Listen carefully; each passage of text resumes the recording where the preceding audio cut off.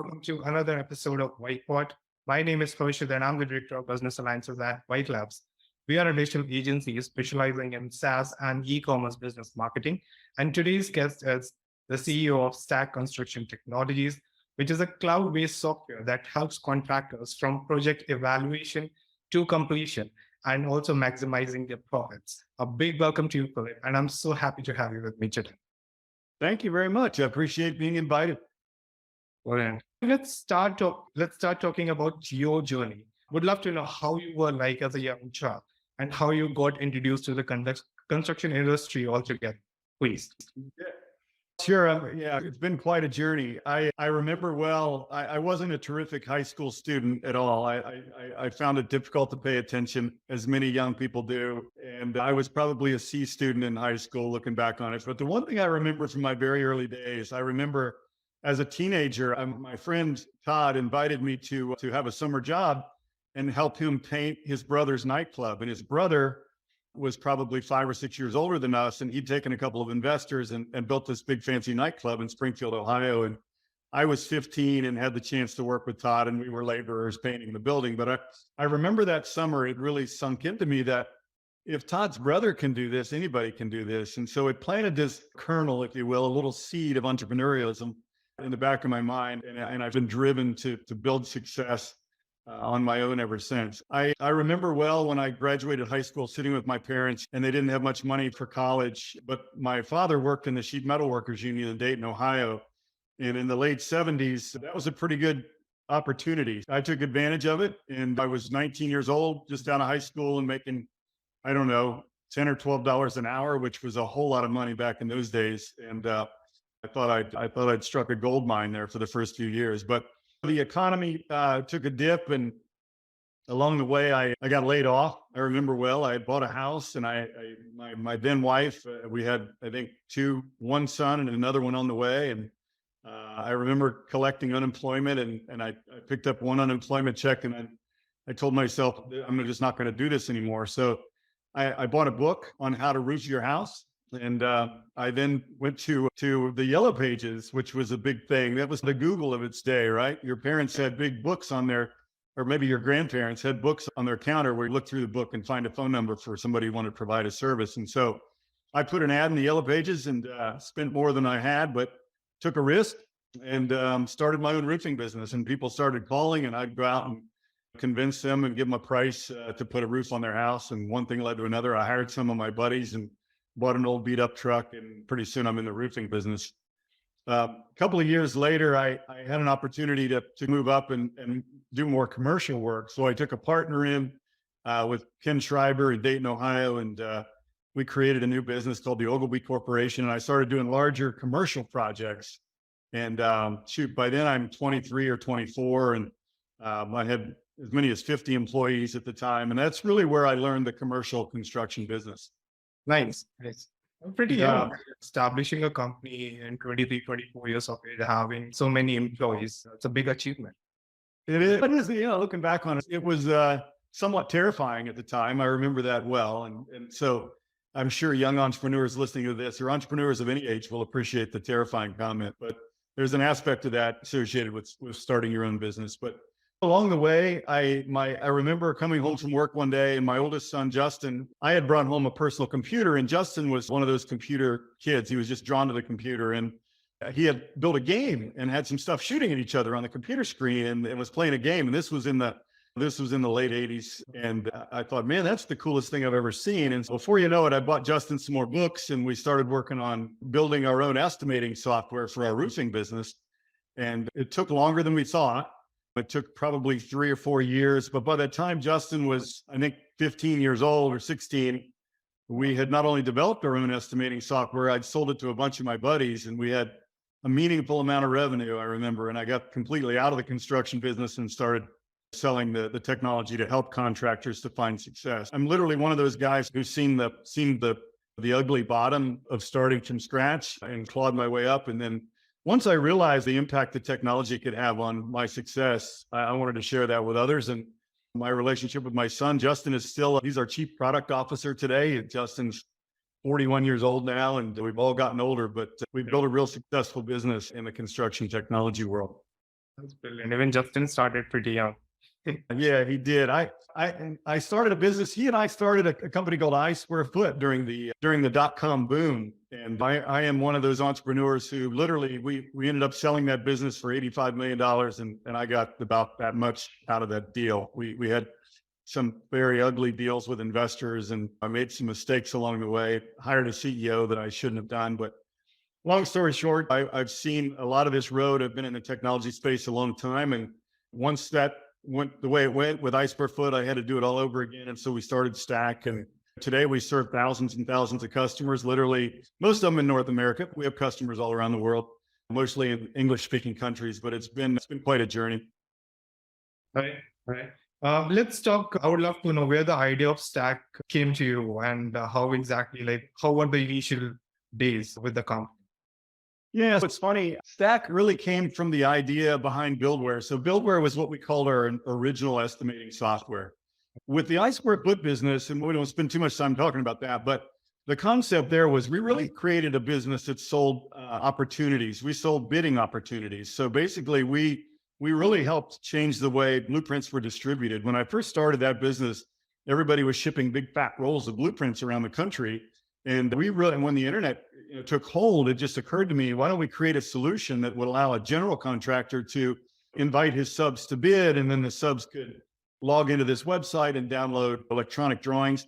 Originally, the idea was it'll create a bigger market for Buildware, but then that kind of grew on its own. So the Ice Per Foot thing is selling electronic leads online, finding new opportunities for work for contractors was very popular. And so that became a business in and of itself. And so when that sort of went the way it went and I left and moved on, I pulled Justin out of there a year or two later. And we just said, let's take Buildware and move it into the cloud and change the world again. And that's really what we've done. So you're basically one of the OGs of estimating and quoting world already. Yeah. I saw Elton John in concert a number of years ago. And one of the first things he said, if people were cheering, he said, if you live long enough and you stay in the game long enough, they call you a legend. And I guess I got enough gray hair that I'm approaching. Now I'm the legend. Now that's a little strong, but you get the point. All right. Let's talk about Stack, Phillip, please. And its core expertise. So I basically see three solutions out on your website: takeoff, estimate, field productivity, and project management. Can you please explain a bit more in depth about these three solutions? Yeah, sure. You heard my journey. One of the things I've learned, and really I learned it firsthand, but construction is enormously risky from a business standpoint, right? Because you don't tend to find people coming out of business school and starting a construction company, right? They tend to get into construction like I did. It's what they know. Maybe their dad was in it, their uncle was in it, their grandfather was in it, whatever it is. That's how people end up getting into the building trades, right? And so it's basically a blue collar business all the way up to the owner. And in many cases, it becomes very difficult as a result for these folks to find success, right? And so I told you a little bit about the journey with technology. Technology really changes the game for contractors. And so it's really become a passion of mine. We started with takeoff. And so takeoff really is the act of measuring a blueprint and determining quantities, right? I need to measure this area. I need so many cubic yards of concrete or so much dry, whatever it is. That's called takeoff. And that was our very first business with Stack. We created the first ever takeoff solution in the cloud. And there was some risk associated with that, because in those days, we were competing with software that was all desktop based, right? So I was never fully sure in the very early days, how much would people adopt a mission critical solution like this, right? It's bid day and I've got to submit my bid and I can't have the internet go down and all that. Would people really adopt the cloud-based solution? And so sure enough, 2 years in, we had over 600 customers. We were still working out of our basement. And that's when I decided to go raise some additional money. But we started with takeoff. Once we added some additional capital from some outside investors, we used that to hire developers, and we expanded into the estimating space. Typically, historically in our industry, there's takeoff software and then there's estimating software, and they really don't talk to each other very well. Stack was the first to bring all those together. And so that's what we're doing today with takeoff and estimating. We call it our pre-construction solution, right? Everything before the actual building of the building. About a year and a half, almost 2 years ago now, we raised some additional money from our investors. We said, look, we want to create and expand this into a platform. So we want the contractor to be able to work with us in the very early days before the project bids, right? All the way through bidding, estimating. And then when they take the project in the field, we want them to stay into Stack. And so we acquired two businesses, really. We acquired a product called Smart Use based out of Montreal, and it's a terrific solution. It's designed for blueprints on the iPad, right? It works online or offline. It's a fabulous solution. It's much less expensive for our customers. Typically, people using competing software are at the general contractor's office and they're spending a lot of money for the software. With Smart Use, it's much less expensive, it's much easier to use, and it works directly with our stack estimating product. So they can now take the drawings and the estimate from the office into the field.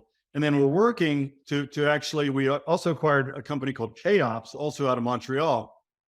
KOps is project management. And so we're weaving together right now KOps and Smart Use, and we're designing all of that to make the data flow easily between the field and then the office. And so our long-term goal here really for the subcontractor, who's our primary customer, is to allow him to take it all the way into the field, but then also feed back the information, right? So we want to create this feedback loop where the actual cost, the time it takes, the actual amount of materials that are used in the field all gets fed back into the office. Next time they're bidding a project, they'll have real live active data that comes from their experience. And so we're creating a platform here for the subcontractor. And that's really been our mission and our journey. That's brilliant. That's brilliant. I think you've already mentioned quite a good reason why people, like how Stack can basically satisfy contractors' need and bringing all in together into one software. I think that's pretty good way to even scale and reduce multiple touch point dependencies and helps organization. But apart from this, what are the other three main challenges and I would say even mistakes that you feel contractors make in construction business? And those three mistakes or challenges could be the reason that drive people to subscribe to Stack and Stack filters those things brilliantly. Can you please tell us a bit more about that? Yeah. Sure. Step one, we talked about the failure rate being so high, and a big part of that can be helped just by adopting technology. And so a lot of folks, when they think about adopting technology for their construction business, the first thing they want to buy is accounting software. And that makes sense, and it's probably not a bad idea, but really your revenue that you're counting, right? The bean counting that you're doing, the dollars and cents you're counting, that begins with an estimate, and it begins even more with a takeoff, right? So you want to be sure you're adopting the pre-construction software, much like Stack. There's other solutions too. Stack happens to be the best, but you want to automate to the extent you can automate it. You want to digitize that, we call it, right? So you want that to be done electronically now. It's much faster. It's much more accurate. You get a paper trail. You can literally see what's included, what's not, and then take that directly into your estimate. So you want to adopt technology before you ask for the revenue. That's the way I always say it, right? Because if you and I are doing business and you want me to come paint your house and I give you a price of, $4,000, I don't really get another chance to ask for that money. Many people will look at a house and say, okay, it's going to be $4,000. Most of our customers are commercial contractors. So this is a simple example, but most folks will eyeball it, right? Many of our, when they come to Stack, they'll eyeball it. They'll look at a project. Oh, we've done 5 of those and I'll do it for this amount of money. But that's where you get into trouble when material prices start to increase, like everything's been increasing like crazy, right? The last several years, from fuel to labor to material. You really want to know what your costs are first, right? So I'd encourage you to adopt the technology on the pre-construction side right before.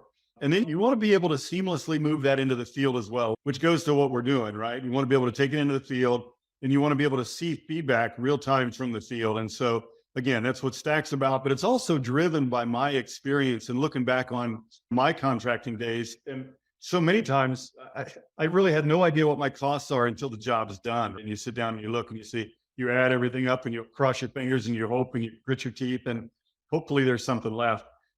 You want to get ahead of that, and you can do that with technology. The other thing is you really want to surround yourself with people that are good at things that you're not great at. And I can't stress that enough. Regardless of the business that you're in, right? And as an entrepreneur, entrepreneurs tend to be people like me who think, let's go take the hill. I've got an idea. I know it'll work in the market, but maybe we're not so good at following up on all the details that it's going to take to feed and clothe and house the army on the way up the hill, right? So it's very important. And it's been a big part of my success is surrounding myself with people who are better at other areas that maybe I'm weak in. That's nice. That's nice. All right, let's talk about the customer journey on Stack. So say, for example, I'm a contractor. I came maybe like Google searching trying to figure out an estimating software, and I stumbled across Stack, booked a demo.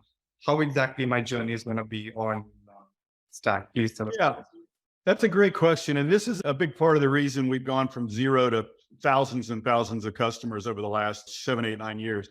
We developed a freemium model. So we want to eliminate the friction, right, between you and us. We want to eliminate the friction. We want you to get in, use the product. So we allow you to use it for free. And there's a few limitations along the way. You can't put an unlimited number of projects. We limit the number of projects you can put in there. We started with a free trial. A lot of people in the software business will start with a free trial. I did it at Ice Square Foot. We did it in the early days of Stack. The problem with a free trial is it's great if you get that person's attention during that first 7 or 14 or 30 days, whatever it is. But so often people are distracted, busy, they're living their lives, they have other priorities, right? So they forget all about it. And then maybe they're interested 6 weeks later and the trial's expired. We said, let's fix that process, right? So we developed this freemium model where people can come in, create an account, use it for free forever, as long as you want. Now you're not going to use it a ton. We're going to put some limitations around it, but you'll get in, you'll use it, you'll measure, you can create your estimate, and you can get a real sense for what the product can do for you. Once that happens, one of the big drivers of our success also, especially competing with desktop software, is we have this little green button in the lower right corner that's chat.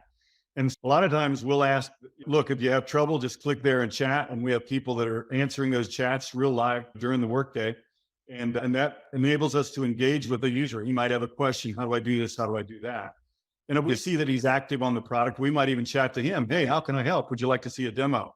And once we get you into a demo and a professional shows you how to use the product, we close at a very high rate. I mean, 65% of the time, we'll get a credit card from you within the first 7 days after we get you into a demo, just because the product sort of sells itself if you really understand everything that it can do for you. So we're always looking to take friction out of the process. I think that's very important.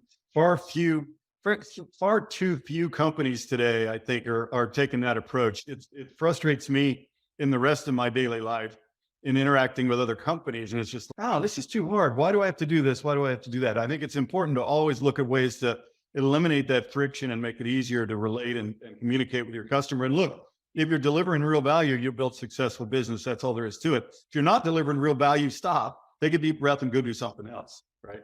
And that's been our approach. That's actually brilliant, Phillip. And what I've seen in SaaS industries, like especially softwares which sell at a premium, right? The pricing is maybe 1,000K or so, or plus. We can't generalize it, but something which is premium. Right. They don't usually offer free trial. There's a demo and then the sales happen. And then you can, even if you want to maybe like just have maybe a demo account, you have to raise a special request and get it done. So and it's good to have some premium softwares out there. We are still offering premium product altogether, which people can use, be confident about, and then go ahead with the purchase. So that's right. Yeah, that's a wise thing to do. Yeah. That's what we do. I think, Phillip, even you would agree, a lot of organizations now, for obvious reasons, are shifting towards artificial intelligence. So does Stack offer any such solution, or is it something which is on the roadmap? I would say it's definitely on the roadmap. We've got a bit of a little skunk works project, we call it right now, mostly around symbol identification, where we're using models and we're training it using our customers' data. It's nothing intrusive at all, but we're just trying to make the system smarter and more intelligent around finding symbols automatically. We will move towards adopting that for the takeoff process as well. But it's a misnomer to think. It's interesting. We had this conversation in a leadership meeting yesterday afternoon. When I very first started Stack, we offered takeoff as a service. So I had a small team of people, and you would send us your blueprints and we'd agree on a price. And I had people that would do the takeoff for you, right? We would do it all. We'd send it back to you. That business didn't succeed. It never really got off the ground. And one of the big challenges was because all the risk was on the part of the contractor when he or she is submitting a price to their customer. They found it necessary to almost go back and do it over themselves, right? They were never fully comfortable taking numbers created by somebody else and submitting a number to which they'd be financially responsible for. So I think the future certainly has a ton of AI in it. We're bringing it to bear. We're working on it behind the scenes. But I think ultimately there's also a component with what we do because it's so mission critical. I think the days of somebody just injecting a series of PDF files and then taking the number and handing it to their customer, I think those are down the road a little ways. Yep. Any other construction business trend that's impacting your product development? It's funny, building information modeling is always been a thing. So when you see three-dimensional models that architects create, right? Those are called BIM models. Typically, we refer to them as building information modeling models. That's always been a technology that people have said that's going to eliminate the need for takeoff software. It's going to eliminate the need for it. In fact, candidly, it's why we don't have a lot of big national competitors in the takeoff space, to be honest. It's a little known secret. Don't tell anybody. But mostly there's this general feeling of executives sitting around making decisions that somehow BIM is going to change the world and make takeoffs irrelevant. And that's not happening today. It hasn't happened. BIM is 20-year-old technology now. And it has its own place, but it's not in the estimating world. So there's BIM, there's artificial intelligence is getting a ton of buzz, of course. And there's a lot of people in our space saying, oh, pretty soon you'll just stick your drawings in and out will come the estimate. And I just told you why that's not really going to be the case anytime real soon. We're trying to use it really as takeoff accelerators to make things faster. And we think that's the near-term future for that sort of technology in our business is really around accelerating what you're doing. But you're not going to be able to completely take your eyes off the ball because you're not going to trust it. Also, Philip, you do offer a lot of automations as well, right? Under the various solutions that you basically have. So I think that also helps people scale faster and help them with quick turnaround times. Yeah, we do a lot of things too, and we've done it for years. We keyword search everything. So if you want to find all the blocking on a project, you just type in blocking, boom, and we're going to highlight it everywhere on the blueprints, everywhere on the specs. So we've done a lot of things, and we continue to look for ways to accelerate, just simple accelerators that take the information you've got, make it faster and easier to get the work done. Gotcha. I think, Philip, we're coming to an end. I would like to have a quick rapid fire with you. Are you ready for that? Sure, let's go. All right. What was your last Google search? My last Google search was, I'm thinking about buying a new airplane. And so it was about buying a new airplane. That's funny, but that's what it is. All right. Rich on the house. Wow. What has been your favorite age so far? My favorite age? Yep. Oh, that's a crazy question. That's a really crazy question. And I look back and people long for their youth. I'm having a pretty good time right now. I'm working real hard to stay in shape. I've got more money than I've ever had and I'm more comfortable. So I would say right now. Brilliant, man. Okay. What is your hidden talent? My hidden talent. That's a great question. I'm not even sure how to answer that one either. I learned how to fly airplanes. So that's really pretty cool. And I love doing that, as you can imagine. I think I'm pretty good at communicating, and I think I'm pretty good about solving problems and articulating how to solve those problems. And I think that's gotten me a long way. Right. What never fails to make you laugh? Never fails to make me laugh. That's a good one too. I don't know. A good joke for sure. I'm not sure how else to answer that. I will add on to the last question though about my hidden talents. I think one of the things that's really made me helped to make me successful is my ability to get people to join me on my mission. I'm surrounded by amazing people at Stack, from the leadership team all the way down, and I couldn't be more proud of the people. So I would say my ability to influence people to come join me on the mission is a big hidden talent of mine. I think people skill is vital anyway when you are in a leadership role altogether. Thank you so much for the time and all the wisdom that you have shared. I hope, not hoping, but basically I'm sure our viewers will definitely enjoy this session. And thank you so much. Really appreciate it. I've enjoyed it. I really appreciate the invite. Thanks again. Thank you.